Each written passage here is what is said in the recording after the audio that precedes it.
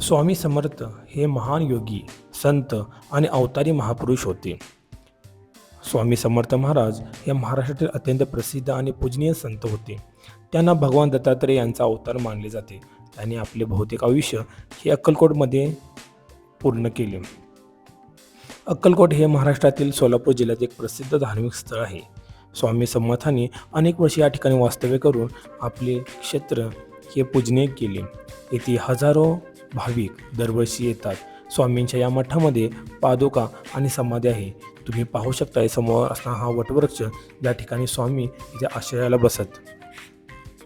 अक्कलकोट येथे हे प्रसिद्ध वटवृक्ष असेही याला म्हणले जाते. स्वामी समर्थ अनेक वेळा या ठिकाणी आपल्या मंदिरा ठिकाणी बसत. या मंदिराला वटवृक्ष मंदिर असेही म्हणतात. तुम्ही समोरील पादुकांचे दर्शन घेऊ शकता.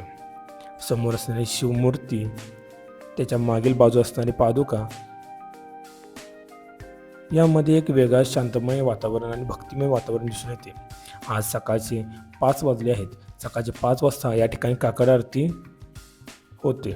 काकड आरती पूर्ण होऊन आज आम्ही दर्शन घेण्यासाठी इथे आलो आहोत. स्वामी समर्थ यांनी लोकांना सदाचार, भक्ती आणि सत्याचा मार्ग दाखवला आहे.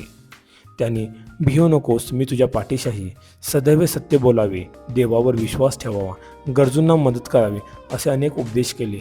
या उपदेशाच्या नुसार हे समोरचे सगळे भाविक आम्ही सर्वजण या ठिकाणी येत आहोत. स्वामी समर्थाबद्दल अनेक चमत्कारी कथा सांगितल्या जातात. अनेक भक्त सांगतात की स्वामी समर्थांच्या संकटातून त्यांना अनेक ठिकाणी वाचवले आहेत. त्यांच्या मते स्वामी समर्थ एक भविष्याची माहिती सांगत असत. अक्कलकोट येथे स्वामी समर्थ महाराजांची मंदिर तर आहेच. येथे हजारो लोक भक्तगण या ठिकाणी येतात. सोबत या ठिकाणी भजन, कीर्तन आणि धार्मिक कार्यक्रमही होतात. अक्कलकोट येथे स्वामी समर्थांच्या उत्सवासोबत येथे स्वामी प्रकट दिन, गुरुपौर्णिमा, दत्त जयंती असे अनेक उत्सव साजरे केले जातात.